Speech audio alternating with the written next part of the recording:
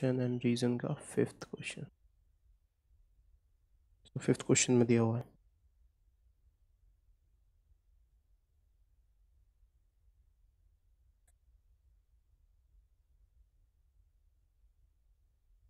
कि speed of particle में decrease even if acceleration is increasing.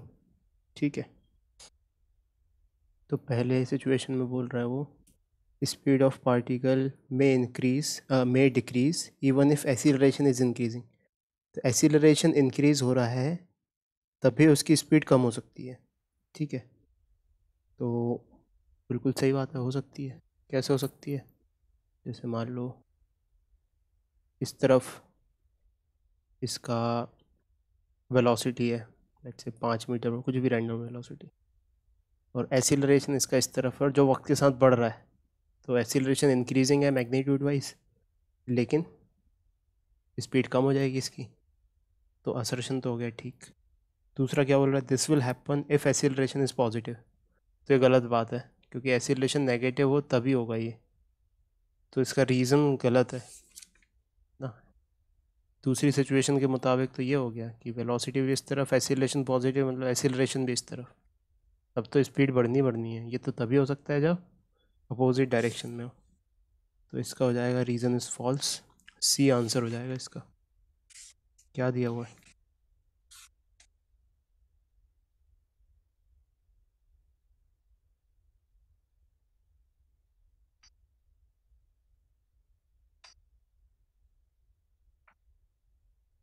ये समझ में आया क्या आमोक? Yes sir. और बताओ और सर 7। सेवन्थ वाला। Average velocity can't be zero in case of uniform acceleration. Uniform acceleration का क्या मतलब है? यूनिफॉर्म एक्सीलरेशन का मतलब है एक्सीलरेशन इज़ कांस्टेंट। ठीक है, तो बोल रहा है एवरेज वेलोसिटी ज़ीरो नहीं हो सकती। एवरेज वेलोसिटी क्या होता है? Net displacement upon time taken. Acceleration constant है तो इस डिस्प्लेसमेंट को हम U T plus half A T square लिख सकते हैं। ठीक है, डिवाइडेड बाई टाइम। तो ये आ गया अपने पास u plus half A T. तो अब भले ही u ज़ीरो हो जाए, लेकिन एक्सीलरेशन कांस्टेंट है तो ये चीज़ ज़ीरो नहीं हो सकती, क्योंकि टाइम बढ़ रहा है। Time t equal to zero पे एवरेज वेलोसिटी ज़ीरो हो सकती है, लेकिन time t equal to zero पे थोड़ी अपन देखते हैं एवरेज वेलोसिटी। टाइम तो कुछ सिग्निफिकेंट होता है तब देखते हैं। तो पहला स्टेटमेंट तो हो गया सही।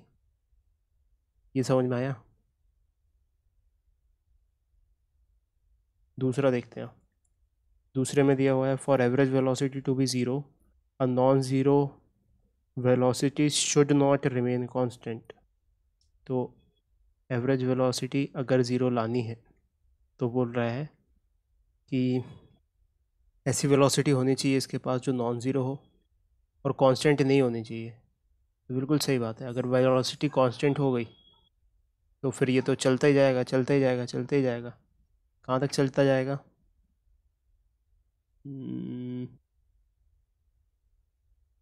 अच्छा, एक मिनट, एक गड़बड़ कर दी। ये वाली चीज़ ज़ीरो हो सकती है। क्यों ज़ीरो हो सकती है? क्योंकि ये वाली चीज़ मान लो सपोज़ 5 आ जाए और ये सॉल्व करके एक्सीलरेशन नेगेटिव आ जाए और ये भी -5 आ जाए, तो ज़ीरो हो सकती है एक सिचुएशन में। तो असर्शन फॉल्स हो गया, दिस कैन बी ज़ीरो, है ना। इसके ज़ीरो होने की सिचुएशन क्या है? इसके ज़ीरो होने की सिचुएशन है कि u plus half A T अगर ज़ीरो हो जाए, इसका मतलब टाइम हो जाए हमारे पास -2u/a, and this can be possible. u और a की वैल्यू ऐसी सेट कर दो कि ये चीज़ निकल के आ जाए समय, इतने समय पे वो ज़ीरो हो जाएगी एवरेज वेलोसिटी। तो ये स्टेटमेंट गलत है पहला वाला। ठीक है, सेकंड वाला स्टेटमेंट देखते हैं। For average velocity to be zero a non zero velocity should not remain constant. तो हमने कहा, क्या कह रहा है ये, कि अगर वेलोसिटी को ज़ीरो होना है तो नॉन ज़ीरो वेलोसिटी कांस्टेंट नहीं होनी चाहिए।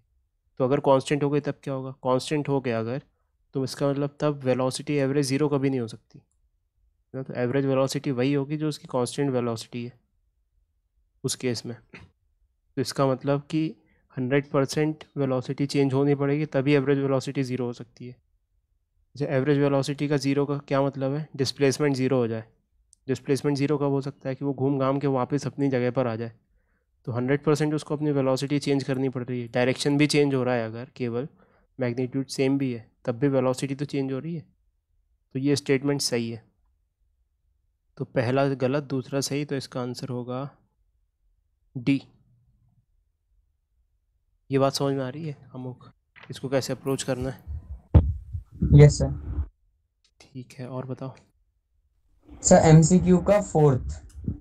MCQ का fourth, when a ball is thrown up vertically,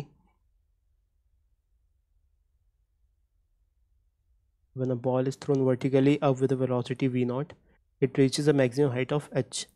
If one wishes to triple the maximum height, then a ball should be thrown with a velocity. ठीक है, तो इसको मैं एक, वैसे तुमने जिस तरीके से किया है उस तरीके से तो करेंगे ही इसको, लेकिन मैं एक थोड़ा नया तरीका बताऊंगा जो बहुत सिंपल है सोचने के पॉइंट ऑफ व्यू से। कि इसको शुरुआत की सिचुएशन में, पहली सिचुएशन कुछ ऐसी थी कि वी नॉट वेलोसिटी से फेंका तो एच हाइट तक पहुंचा ये मैक्सिमम। तो बोला कितनी वेलोसिटी से फेंको, इसको कुछ बोल दो वी, कि वो 3 times that of first time की हाइट तक पहुंच जाए। ठीक है, तो हाँ, क्या बोल रहा है अक्षत? हाँ, तो देखो इसको हम कैसे कर सकते हैं।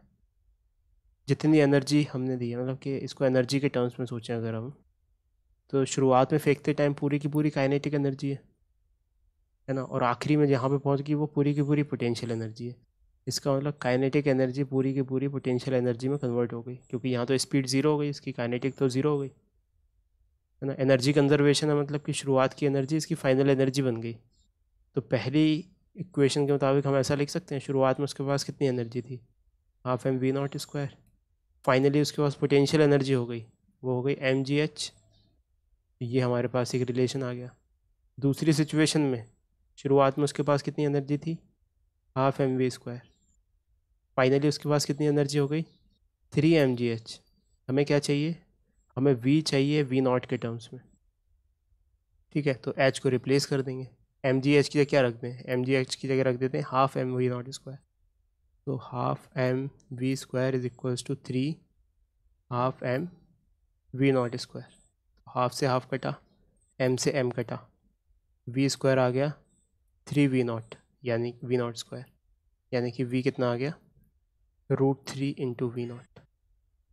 मतलब इसको अगर हम √3 टाइम्स फेंकेंगे उस वेलोसिटी से, तो वो 3 हाइट तक पहुंचेगा। ये समझ में आया एनर्जी कंजर्वेशन?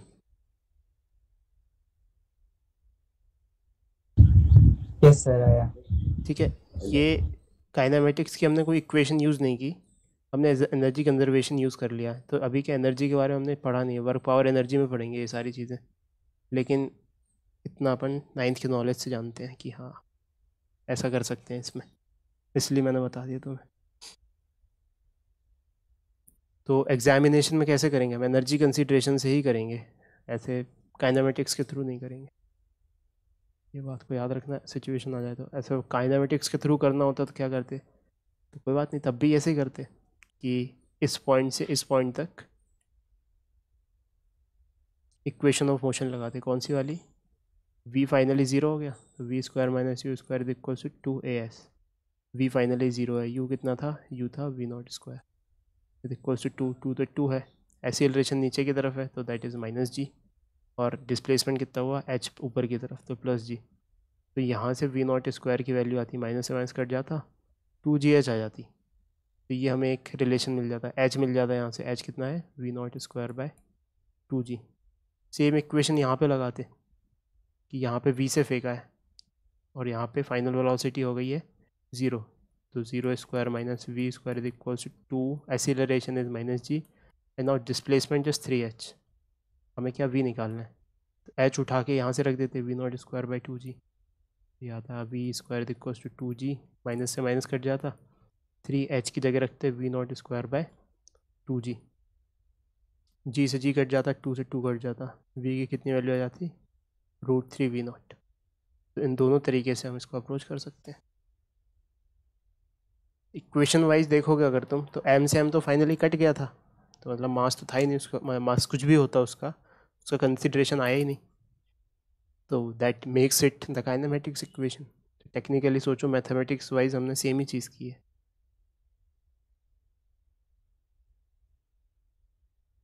ठीक है, अगला क्वेश्चन बताओ।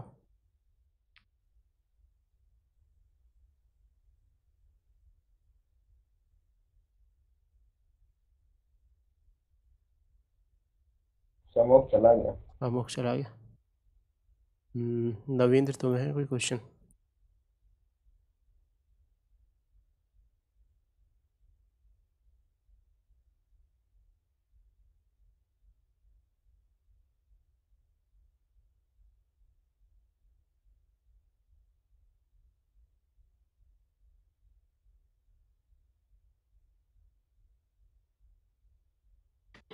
तो ये हुआ हमारे पास।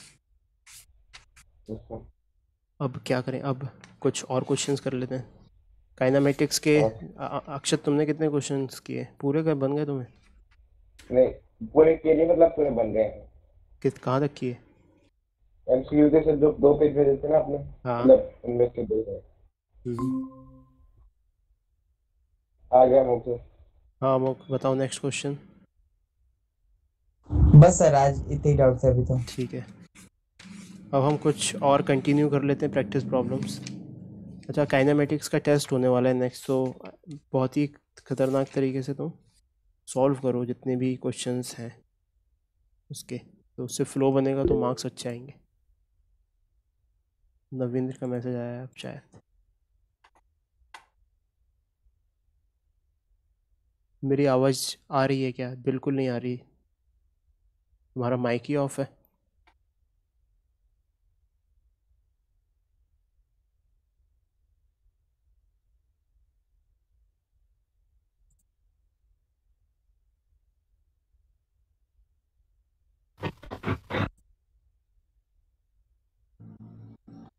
अब शायद ऑन हुआ माइक।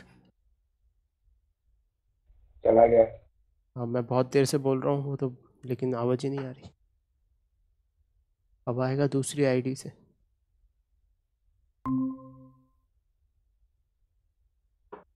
नवीन, तुम्हारी आवाज़ नहीं आ रही। पता नहीं सर, वो मैंने बोला है कि जो भी डाउट है लिख के नहीं दे।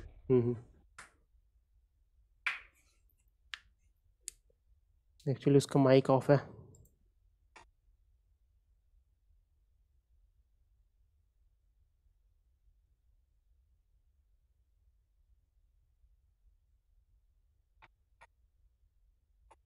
ठीक है, चलो तो अब अपन आगे बढ़ते हैं। आया, कुछ मैसेज आया।